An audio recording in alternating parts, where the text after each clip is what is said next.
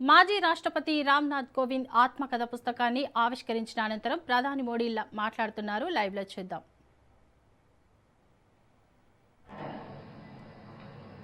बच्चों को संस्कार दिए, इसलिए कोविंद जी अपने पिता को अपना हीरो मानते हैं.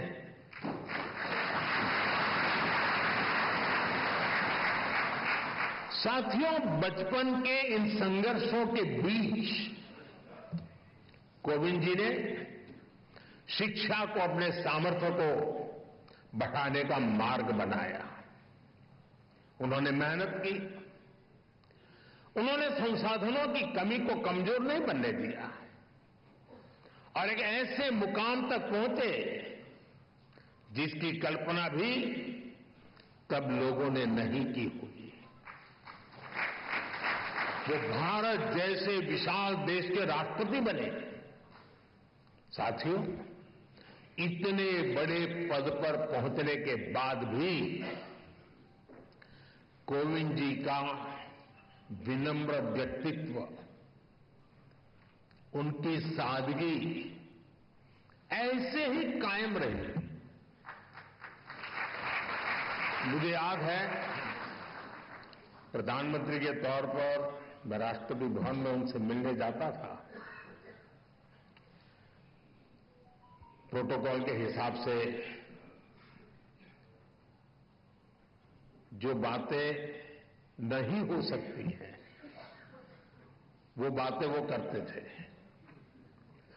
वो प्रधानमंत्री को छोड़ने के लिए गाड़ी के दरवाजे तक आते थे.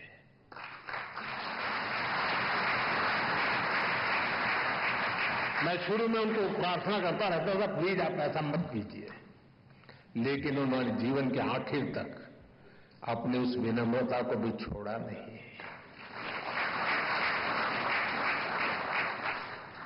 राष्ट्रपति बनने के बाद जब अपने गांव परौंठ गए तो उन्होंने वहां अपने गुरुओं के पैर छूकर उन्हें प्रणाम किया. गांव की मिट्टी को नमन करके उन्होंने गांव के सामान्य लोगों का धन्यवाद किया. पूरे देश ने वो भावुक दृश्य देखा था. उनके इस आचरण ने दुनिया के सामने भारत के संस्कारों की ऐसी तस्वीर सामने रखी जिस पर हर भारतवासी गर्व करता है.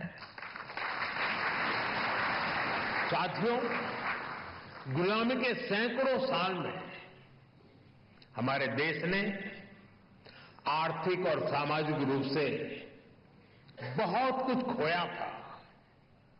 हमारे पूर्वजों ने सदियों तक संघर्ष किया. महात्मा गांधी, बाबा साहब आंबेडकर, ज्योतिबा फूले, सावित्रीबाई फूले, ऐसी कितनी ही महान विभूतियों ने भारत के नवनिर्माण का सपना देखा था. एक ऐसा भारत जहां गरीब से गरीब, वंचित से वंचित को शिखर तक पहुंचने का अवसर मिल सके. कोविंद जी जैसे व्यक्तित्वों ने अपने श्रम और काबिलियत से केवल खुद का जीवन ही बदला इतना नहीं है, उन्होंने सदियों के उन स्वप्न को, उस विजन को भी साकार करने में अपनी अहम भूमिका निभाई है. और इस दिशा में हम सबके प्रयास अभी भी जारी है. हमें भविष्य में कोविंद जी जैसे अनेकों युवा चाहिए जो परेशानियों से परास्त न हो, जो मुश्किलों से मायूस न हो, बल्कि अपनी मेहनत से हर मंजिल को आसान बनाने का हौसला रखे. इसी बदलाव से सशक्त भारत के निर्माण का संकल्प पूरा होगा. यहीं से आत्मनिर्भर और विकसित भारत का रास्ता बनेगा। साथियों, ऐसे युवा शक्ति के निर्माण के लिए जो प्रेरणा चाहिए, कोविंद जी की ऑटोबायोग्राफी उसका अहम स्रोत बन सकती है। साथियों, कोविंद जी ने अपने जीवन में मोरारजी भाई देसाई के साथ अनुभवों के बारे में भी इसमें विस्तार से बताया है। कोविंद जी के भीतर देश सेवा की जो भावना थी, मोरारजी भाई के साथ काम करके उन्होंने जो सीखने को मिला, जो रास्ता मिला, कोविंद जी ने राजनीति और समाज सेवा को अपना मार्ग बनाया। वो अपने कर्तव्यों के लिए समर्पित रहे।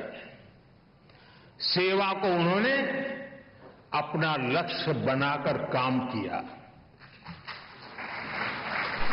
संसद में उनका कार्यकाल गवाह है।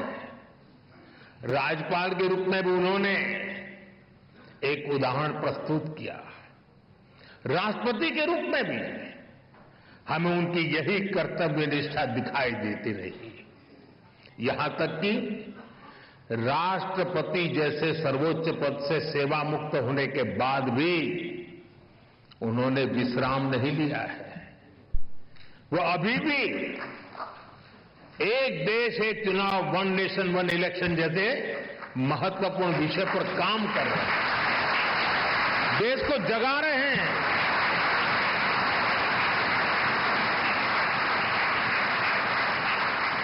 ये एक ऐसा विषय है जिसका समाधान देश के लोकतंत्र का नया अध्याय शुरू कर सकता है। मैं मानता हूं, कोविंद जी की इस कर्तव्य निष्ठा और सेवा भाव से देश के लोग बहुत कुछ सीख सकते हैं। साथियों, सामाजिक जीवन में सक्रिय रहते हुए ऑटोबायोग्राफी के लिए समय निकाल पाना बहुत मुश्किल होता है। कोविंद जी ने ये काम हम सबके लिए किया है, क्योंकि उनके जीवन में ऐसा कितना कुछ है जिसमें गरीब, वंचित तबके से आए तमाम लोग अपने जीवन की परछाई देख सकते हैं। कैसे एक साधारण परिवार मुश्किल हालातों में भी जीवन की शुचिता और ईमानदारी से समझौता नहीं करता। कैसे वही आदर्श आगे चलकर हमारे जीवन का आधार बनते हैं। हमारे कठिन समय के मूल्य किस तरह जीवन भर में हमें रोशनी देते रहते हैं। कैसे इस पवित्रता से हमें राष्ट्र सेवा की शक्ति मिलती है। अलग अलग पदों का दायित्व निभाते हुए कोविंद जी ने समाज को निरंतर इसकी प्रेरणा दी है। साथियों, मुझे विश्वास है कोविंद जी की ऑटोबायोग्राफी इसमें उनके जीवन की ही नहीं बल्कि हमारे लोकतंत्र की भी अहम स्मृतियां सुरक्षित होंगी। मैं एक बार फिर उन्हें उनकी आत्मकथा के लिए शुभकामनाएं देता हूं और मैं खास करके युवा पीढ़ी से आग्रह करूंगा, रील का जमाना है,